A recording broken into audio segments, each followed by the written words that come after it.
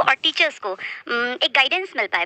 देखिए, आज के इस बदलते दौर में बहुत ज़रूरी है कि माँ-बाप और बच्चे टाइम टाइम पे उन्हें निर्देश मिलते रहें, क्योंकि ये ज़माना इतनी तेज़ गति से बदल रहा है कि पेरेंट्स भी आजकल आप देखते हैं ज़्यादातर घरों में 1 या 2 ही बच्चे होते हैं। तो पहले क्या था, एक माँ के पास 5-6 बच्चे होते थे, तो एक की पेरेंटिंग में कोई कमी रह गई तो दूसरे में ठीक कर देते थे, दूसरे में कमी रह गई तीसरे में।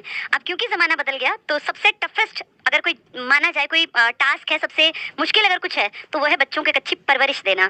बच्चे सिर्फ पैदा करके पालने नहीं होते, उनमें अच्छे संस्कार भी भरने होते हैं। ये जिम्मेदारी होती है माँ बाप की। तो इस बदलते परिवेश में माँ बाप क्या कुछ कर सकते हैं, क्या हम लोग मिलके एक कम्युनिटी या एक समाज के तौर पे हम क्या कुछ कर सकते हैं, इस बारे में बातचीत करते हैं।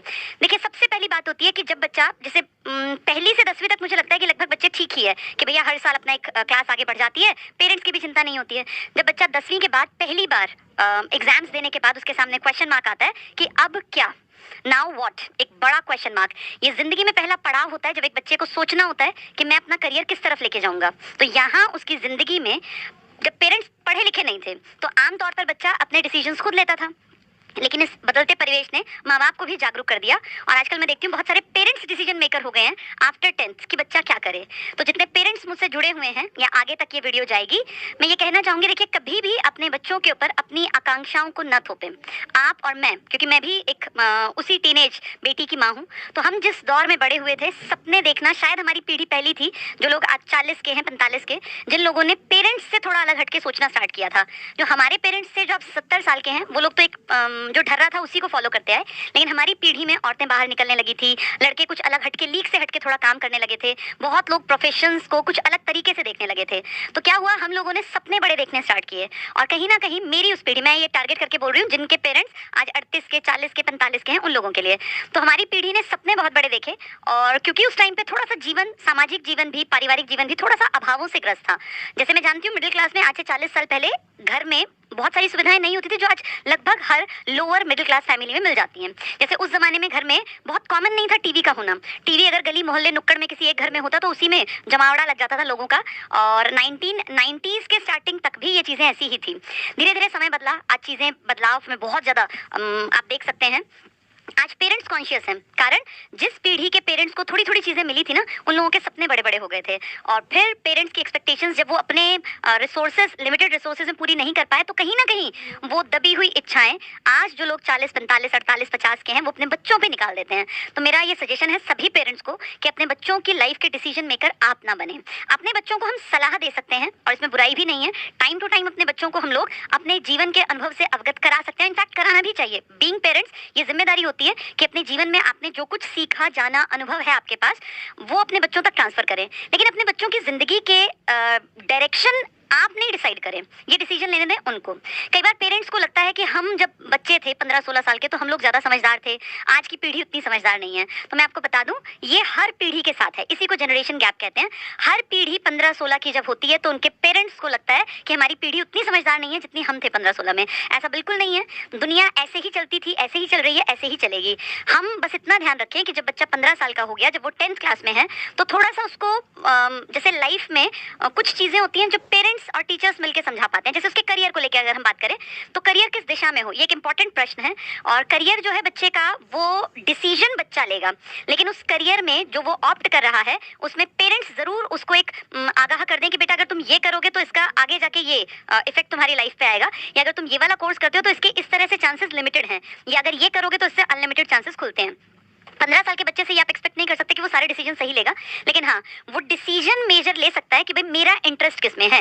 कभी भी अपने बच्चे को जबरदस्ती, क्योंकि सारा समाज एक तरफ दौड़ रहा है, उसी दौड़ में हमारा बच्चा भी शामिल हो, ये कतई ठीक नहीं है।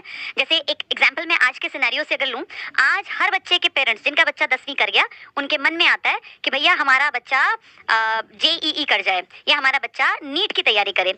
आप खुद सोचिए, क्या इतने सारे बच्चे, एक चीज़ होती है नेचुरल कि बच्चे का एक झुकाव, बच्चे का एक नेचुरल, उसके अंदर कैलिबर कितना है, उसकी योग्यता क्षमता कितनी है, तो क्या इतने सारे बच्चे डॉक्टर बन सकते हैं? या इतनी बड़ी तादाद में क्या बच्चे इंजीनियर बन सकते हैं? नहीं बन सकते। जैसे एक चीज़ होती है ना कि भई आपने सिर्फ़ माहौल से सीखी, और एक होता है इनबॉर्न। जिन लोगों के अंदर इनबॉर्न क्वालिटीज़ होती हैं ना, उनको माहौल अच्छा मिल जाए, तो बच्चे बहुत आगे तक जाते हैं। पर जिनके अंदर उस फ़ील्ड की इनबॉर्न क्वालिटी नहीं है, और आप सिर्फ़ सोचते हैं कि एक अच्छा माहौल देके, एक महँगी कोचिंग दिलवा के आपका बच्चा डॉक्टर या इंजीनियर बन जाएगा, तो ये बच्चे के साथ अन्याय है। हर बच्चा डॉक्टर, इंजीनियर बनने के लिए पैदा नहीं हुआ। और आज के सिनेरियो की अगर मैं बात करूँ, तो दुनिया देखिए कितनी तेज़ गति से बदल रही है। आज कितने ऑप्शंस हैं बच्चों के पास। ज़रूरी नहीं है कि बच्चा 11वीं 12वीं में साइंस ही पढ़े या कॉमर्स ही पढ़े, वो जो चाहे पढ़े। आप कितने सारे एग्जाम्पल उठा के देखेंगे जिनकी पढ़ाई लिखाई एवरेज थी, लेकिन आज वो दुनिया में बहुत बड़े मुकाम पर बैठे हैं। और आप ऐसे बहुत सारे लोग भी देखेंगे आसपास जिन्होंने 10th में बहुत अच्छा परफॉर्म किया, हर सब्जेक्ट में 100% मार्क्स लिए या 99% मार्क्स लिए, लेकिन आज वो जीवन में खुश नहीं है, परेशान है। कोटा एक बहुत बड़ा एग्जाम्पल है। न जाने कितने ब्रिलियंट बच्चे अपनी ज़िंदगी को वहाँ ख़त्म कर लेते हैं, जो कि बहुत अच्छे शायद राइटर बन सकते थे। उनमें से शायद कोई बहुत अच्छा आर्किटेक्ट बन जाता, शायद कोई बहुत अच्छा डायरेक्टर बन जाता, शायद कोई बॉलीवुड में नाम कमा लेता, शायद कोई बहुत अच्छा टीचर बन जाता। न जाने कितने सारे ऑप्शंस थे, लेकिन वो ज़बरदस्ती की कि नहीं तुम्हें यही करना है, यही करना है। तो मैं पेरेंट्स जितने जुड़े हुए हैं उन्हें कहना चाहूँगी, अपनी इच्छाओं को, अपनी इनफैक्ट मरी हुई दबी हुई इच्छाओं को अपनी अगली पीढ़ी पे बिल्कुल मत थोपिए। बच्चे जो बनना चाहें उन्हें बनने दें। और ये मैं ऐसे ही नहीं कह रही हूँ कि मैं आपको कह रही हूँ, मेरी खुद की बेटी भी 16 ईयर्स प्लस है, उसको भी मैंने ये कहा कि बेटा जो स्ट्रीम पढ़नी है सोच समझ के पढ़ना, जिस चीज़ को दिल से कर सको उसको करना। जैसे किसी भी काम में सफलता का सबसे बेसिक फंडा पता है क्या है? कोई कोर्स गारंटी नहीं देता कि बच्चा जो है बहुत कामयाब होगा, चाहे वो JEE का कोर्स करे या वो नीट करे। बच्चे की कामयाबी की गारंटी इस बात में है कि वो जिस काम में हाथ डालेगा, वो जिस प्रोफेशन को चुनेगा, क्या वो उसको दिल से पसंद करता है।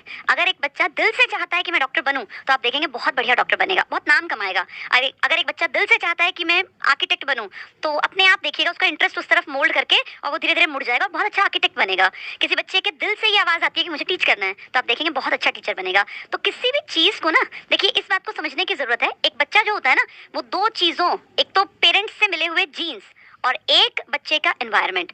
ये जो बच्चे के जीन्स है ना, ये आपके थ्रू आपके बच्चे तक पहुंचे हैं। अब जिसके पेरेंट्स में बुद्धि एवरेज थी, वो अगर एक्सपेक्ट करे कि मैंने अपने बच्चे को एक बढ़िया पर्सनल रूम दे दिया, मैंने उसके कमरे में AC लगा दिया, मैंने उसके लिए बहुत महंगी स्टडी टेबल अरेंज कर दी, मैंने उसको जो है बढ़िया अपना लैपटॉप लेके दे दिया और उसके कमरे में सारी सुविधाएं कर दी, और जब वो कहता है मैं उसको ट्यूशन जहाँ कहता है वहाँ दिलवा देता हूँ। वो एक्सपेक्ट करें कि मेरा बच्चा, जबकि वो आदमी खुद, मान लीजिए वो जिनका बच्चा है वो हस्बैंड वाइफ अगर 50-60% वाले थे, तो उस बच्चे से वो एक्सपेक्ट करें क्योंकि तुझे सब कुछ दिया तो तू 99% लेके आ। ये उस बच्चे के साथ, और उन पेरेंट्स को भी पता होना चाहिए ये चीटिंग है, क्योंकि बच्चा जेनेटिकली जैसे जीन्स लेके आगे बढ़ा है उतना ही तो बनेगा ना। ठीक है 5-10% बच्चा आगे इंप्रूव कर सकता है, सुविधाओं से थोड़ा फर्क पड़ता है, लेकिन एक